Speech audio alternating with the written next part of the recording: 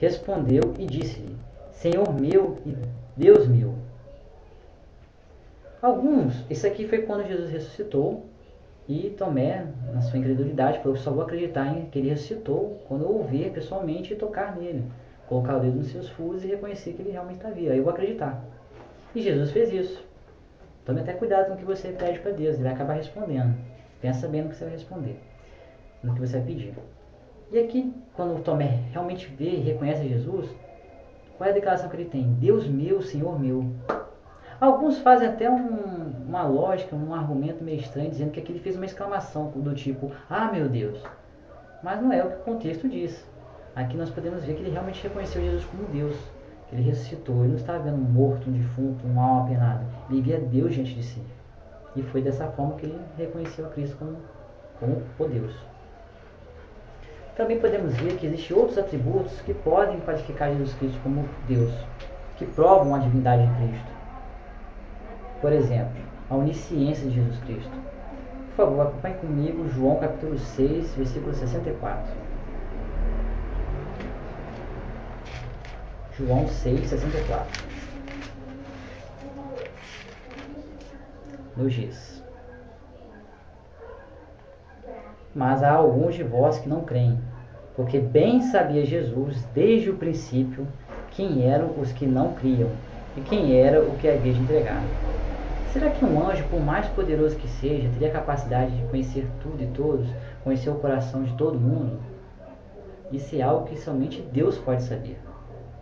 Então esse é um atributo divino e podemos ver que Jesus Cristo possuía este atributo. Também fala que Jesus é onipresente. O que é onipresença? É Deus estar em todos os lugares, embora não faça parte de tudo. Essa é uma teoria panteísta que diz que Deus habita em tudo. Não. Deus está em tudo, mas não habita na sua criação. Mas ele está presente em todos os lugares. Vamos ler Mateus capítulo 20, versículo 28. Capítulo 28, versículo 20. Mateus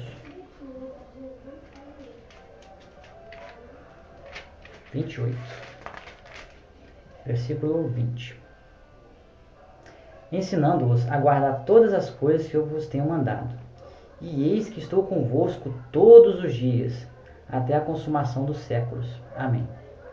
Essa promessa foi feita para todos os cristãos, para os apóstolos, para os discípulos de Cristo, durante o decorrer dos séculos. Se Jesus Cristo fosse apenas um anjo, só poderia estar em um lugar de cada vez. Mas aqui diz que estaria com todos nós durante todo o tempo. Como pode fazer isso se fosse somente um anjo ou uma criatura? Só Deus pode estar em todos os lugares ao mesmo tempo. Logo, podemos ver que esse é mais um atributo que Jesus Cristo tem e que aprova e prova a sua divindade. Também podemos ver a questão da eternidade. Só Deus é eterno. Nós obteremos a vida eterna. Nós temos um começo e viveremos por tempo indefinido. Mas Jesus não. Podemos confirmar isso no livro de Colossenses, capítulo 1, versículo 17.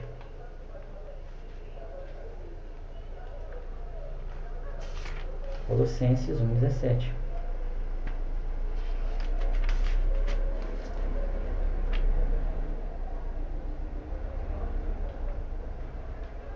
E ele é antes de todas as coisas, e todas as coisas subsistem por ele. Ele é antes de tudo. Antes da criação, antes de tudo, ele é desde a eternidade. Podemos também ver uma coisa muito importante. Quem é que deve ser adorado? Nós podemos adorar anjos? No livro de Apocalipse, o apóstolo João nos diz que ele tentou adorar um anjo, depois da visão que ele recebeu. E o anjo falou que ele parasse com isso. Pare agora, você só tem que adorar somente a Deus.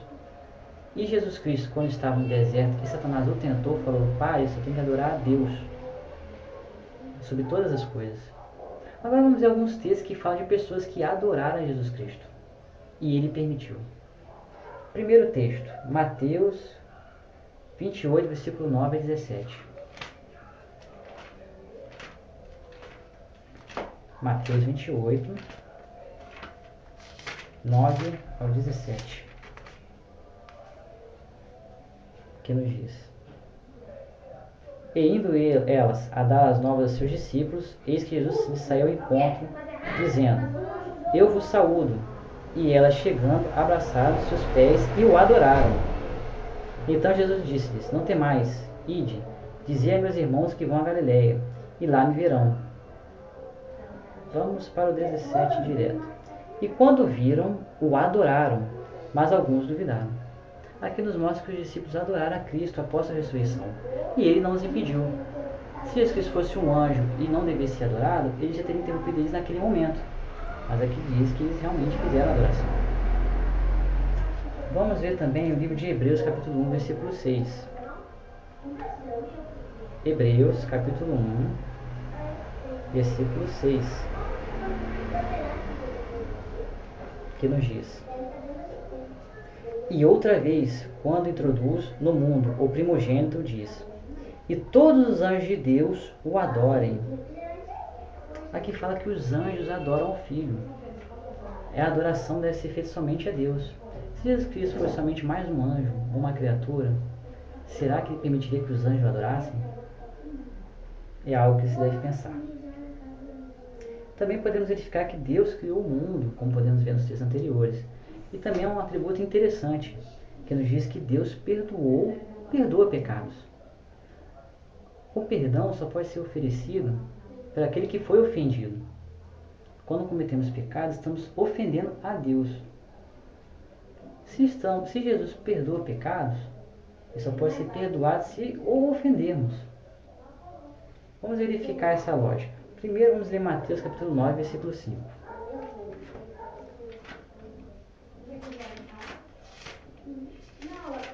Mateus 9, 5. Pois qual é mais fácil dizer? Perdoar-te são os teus pecados, ou dizer, levanta-te e anda. Ora, para que saibais que o Filho do Homem tem na terra autoridade para perdoar pecados, disse então ao paralítico, levanta-te, toma tua maca e vai para a tua casa. Perdoar é um atributo divino. Nós não podemos perdoar pecados, mas somente Deus. E Jesus perdoava pecados. Será que um anjo, por mais poderoso que seja, teria essa autoridade para perdoar pecados? Só Deus pode perdoar, porque os pecados são ofensas diretas contra Deus. Não pode haver um terceiro nessa questão. Também podemos ler o livro de Atos, capítulo 10, versículo 38. Atos, capítulo 10, versículo 38. Que nos diz: Como Deus ungiu a Jesus de Nazaré, com o Espírito Santo e com virtude, o qual andou fazendo bem, e curando a todos os oprimidos do diabo, porque Deus era com ele. E nós somos testemunhas de todas as coisas que fez, tanto na terra, na Judéia, como em Jerusalém, ao qual mataram, pendurando-o no madeiro. Então podemos ver que Jesus Cristo tinha autoridade divina. E não somente isso, ele era divino, ele era Deus. Mostramos apenas alguns textos, existem milhares de outros textos que mostram e provam a divindade de Jesus Cristo. Porém, a princípio, eu espero que isso ajude vocês a poder estar refutando certos conhecimentos, certas doutrinas de pessoas que podem estar batendo em sua porta, querendo minimizar o poder de Deus. E futuramente estaremos falando sobre a Trindade, como é relacionado isso. Porque eles argumentam que Jesus Cristo nada mais é do que um Deus menor. Mas se ele é um Deus menor, então eles creem no politeísmo, eles creem em vários deuses. Mas a Trindade nos mostra que há um único Deus em três deuses distintos. Mas não são três deuses, são apenas um. Isso vai ser explicado mais à frente. É um assunto que parece um pouco complicado, mas faz parte dos mistérios de Deus. Apenas podemos entender que Deus tem se revelado aos poucos de forma progressiva, porque nós não temos a capacidade intelectual suficiente, nem espiritual, para podermos entender Deus. Como pode um ser finito tentar entender um ser infinito? Por isso Deus, em sua misericórdia e sabedoria, nos tem nos ensinado aos poucos, e temos aprendido aos poucos.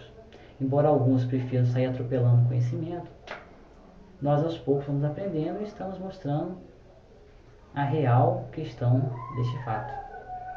E eu quero agradecer desde já a todos pela paciência. Peço que vocês possam estar conferindo esses textos. E qualquer dúvida vocês podem estar consultando o blog e outros sites também que falam sobre o assunto. Existem muitos sites bons, evangélicos, que nos mostram e falam sobre a Trindade de uma forma mais profunda. E em breve estaremos colocando no nosso blog trechos relativos à Trindade. Agradeço a todos Fique com Deus e tenha uma ótima semana.